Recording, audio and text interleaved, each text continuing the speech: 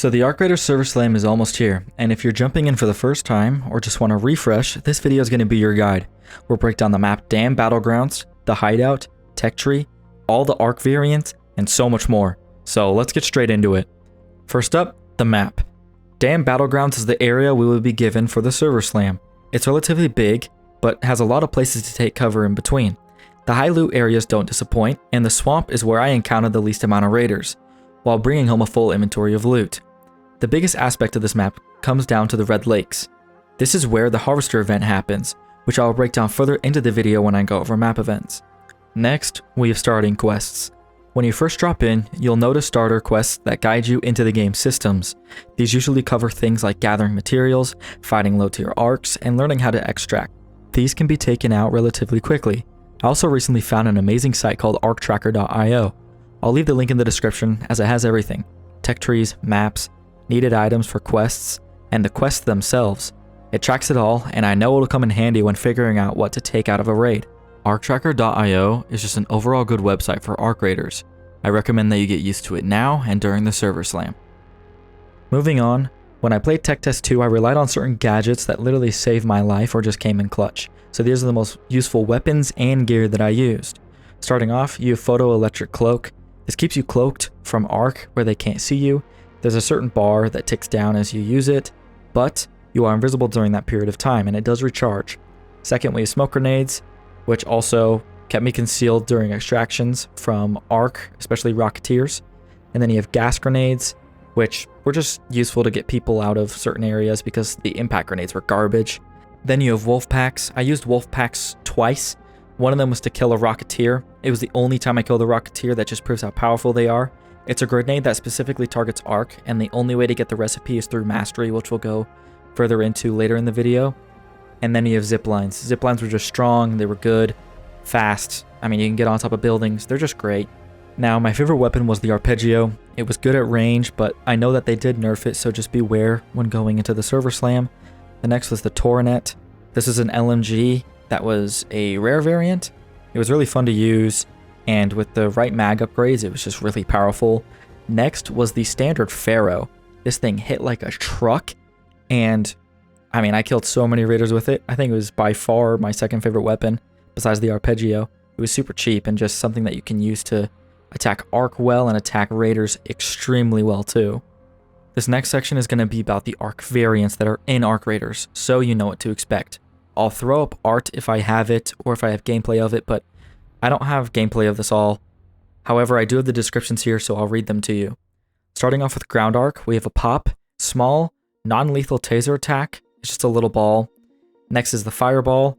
It's a pop, but equipped with a lethal fire spray. Next is the Tick, small spider-like arc that jumps on raiders' helmets. Is lethal. Turret, standard machine gun turret. It's lethal. The Sentinel, lethal sniper turret, incredibly long range. Bison, four-legged jumping spider with lethal area of effect attack. Next we have the Bastion, which if you don't know what that is, I think I can tell you just by this noise. It's a six-legged, highly lethal A10 Warthog on the ground. It's really tanky, and I'd be highly aware of it. Next we have the Robots. Big ball, rolls at high speed to inflict lethal damage if you actually aggro it. Next is the Queen. Massive spider-like arc, hyper lethal, multiple attacks, incredible long range, and super tanky. Next are the Baron and the artillery version of the Bastion. The Baron is a spider-like arc with rocket pods and a main cannon, which is probably tanky because it looks similar size to the Queen. Next, we have that Bastion that I was talking about. As we see in the pre-order trailer, it looks like a Bastion just with a cannon on top of it that could shoot long ranges. Then you have the Arc Probe, falls from the sky, emits noise to alert Arc while searching. And then you have the Harvester, which is just an event part for the Harvester event in the game. Now moving on, we have Flying Arc, which starting off we have the Wasp, slightly lethal, small but vulnerable. The Hornet, slightly lethal, taser equipped and has armor on the front to protect it. The Snitch, non-lethal, vulnerable, and calls in reinforcements, usually 2 Wasps and 1 Hornet. Next is the Rocketeer, hyper-lethal, rocket pods, fast and tanky. And next is the Orbiter, which is the thing at the very end of the round that they call in. They say Arc on screen, Orbiter inbound. Now, this is a known Arc, we've never seen it, but the lethality is guaranteed to be high. In this next section, we have Crafting. Crafting is a game mechanic that was far overlooked. during a raid, you could craft items based on what you found in the raid to help you survive, whether it's bandages, shields, ammo, etc. However, sometimes the costs were so expensive and niche that no one really used crafting. I think that if Embark can balance crafting, it could be a useful mechanic in a small situation. But I hope they don't scrap the mechanic entirely. Those uncommon experiences is where it could really be the difference between life and death, and it would be really awesome to experience. Next up, we have the Hideout. This is where your raider lies, where you craft and gear up before every raid. The systems around the Hideout are the weapon bench, crafts weapons and weapon upgrades, equipment bench, crafts raider augments and shields, med station, crafts heals, shield rechargers, stims, etc. Explosives bench, crafts grenades of all sorts. Utility bench, crafts zip lines, defibs, binoculars, etc. And the refinery, which slowly crafts hard to obtain items over time. And last, we have Scrappy, the best rooster in the world. Next, we're going to look over the world events. World events are where the server slam could get super fun and competitive, depending on which one we are given each day. Starting off, which this is from what we've seen from Tech Test 2, we have Lushful Blooms. Berries are way easier to find around the map, and this is useful for Scrappy. He needs 5 lemons and apricots to be leveled up to level 3. Then we have Raider Caches. They're hidden loot stashes. Some are static throughout the entire game, but when this event is active, there's a plentiful amount around. They make small noises and give random loot that could be useful or just useless. And then there's the Ark Harvester event. This one's the big deal. The Harvester spawns a puzzle chamber guarded by the Queen. If you can take it down and solve the puzzle, you'll score legendary loot. But, and this is the key, she's insanely lethal as we mentioned before.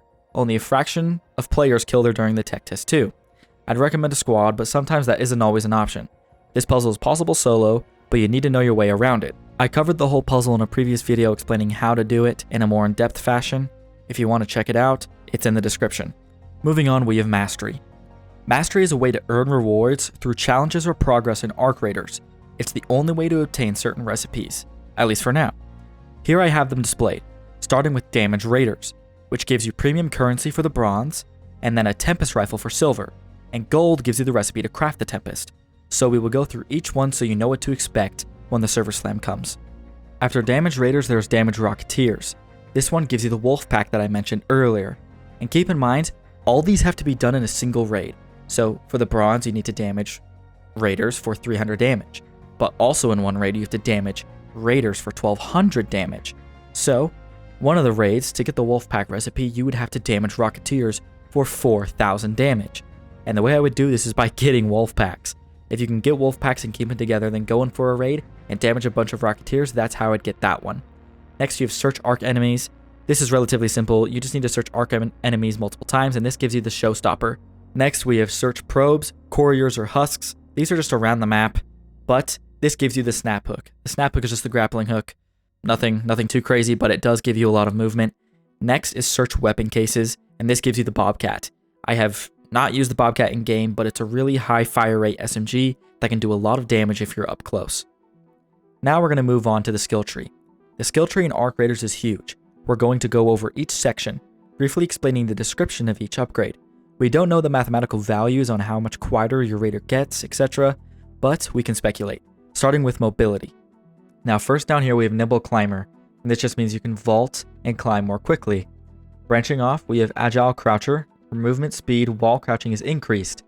Marathon Runner, moving around costs less stamina. Effortless Roll, dodge rolls cost less stamina. Slip and Slide, you can slide further and faster. Survivor Stamina, when you're critically hurt, your stamina regenerates faster. Carry the Momentum, after you sprint dodge roll, sprinting does not consume stamina for a short time, and has a cooldown between uses. Ready to Roll, when falling your timing window to perform a recovery roll is increased. Fight or Flight, when you're hurt in combat, regain a fixed amount of stamina, has about a 15-second cooldown between uses. Off the Wall, you can leap off a wall further, and vaulting is no longer slowed down while exhausted, and that's Vigorous Vaulter. Crawl before you walk, when you're downed you crawl faster. And Heroic Leap, you can dodge roll further. Last two are Vault Spring, lets you jump at the end of a vault, and then you have Vaults on Vaults on Vaults. Vaulting no longer costs stamina, and that is for mobility. Now moving on to Survival. Looter's Instincts, when searching a container, loot is revealed quicker. Silent Scavenger, you make less noise when looting, just another plant. While crouched, you are less noticeable to arc. Distracting aura, arc enemies are less accurate when targeting you. Gentle pressure, you make less noise when breaching. Suffer in silence, while critically hurt, your movement makes less noise. Unburdened roll, if your shield breaks, your first dodge roll within a few seconds does not cause any stamina. Down but determined, when you're downed, it takes longer before you collapse. Traveling Tinkerer, unlocks additional items to craft in the field. Looter's luck, while looting there's a chance to reveal twice as many items at once. A little extra, breaching an object generates resources. 1 Raider scraps, when looting Raider containers, you have a small chance of finding additional field crafted items. Turtle crawl, while downed you take less damage. Back on your feet, when you're critically hurt, your health regenerates until a certain limit. And last, Minesweeper. Mines and explosive deployables can be defused when in close proximity. Now last one, conditioning. Youthful lungs increases your max stamina. Proper breathing, your stamina regenerates faster. Stubborn mule, your stamina regeneration is less affected by being over-encumbered. Used to the weight, wearing a shield doesn't slow you down as much. 3 deep breaths, after an ability drains your stamina, you can recover more quickly. Calming stroll, when walking your stamina regenerates as if you were standing still. Good as new, while you're under a healing effect, stamina regeneration is increased. Broad shoulders, increases the maximum weight you can carry. Blastborn, your hearing is less affected by nearby explosions. Sky clearing swing, you'll deal more melee damage to drones. Proficient prior, breaching doors and containers takes less time. Sturdy ankles, you take less fall damage when falling from a non-lethal height. Loaded arms, your equipped weapon has less impact on your encumbrance. Security breach lets you breach security lockers. And fly swatter, a single melee attack destroys a tick, pop, wasp, and turret. And that is all that we have for the tech tree. Now our final section is going to be about the battle passes. The battle passes are able to be bought with in-game currency. However, we do know that you can also purchase this currency to unlock them faster. Keep in mind this is a photo from the tech test that shows the battle passes. First, we have Back Alley Market, then we have the Secluded Courtyard and Shuttered Storefront.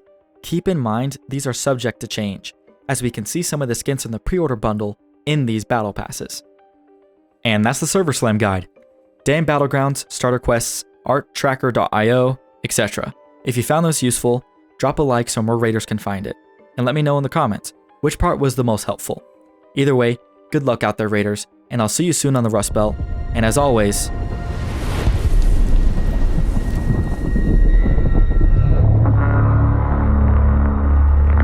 Marks on screen, calling for volunteers. Enlist. Resist.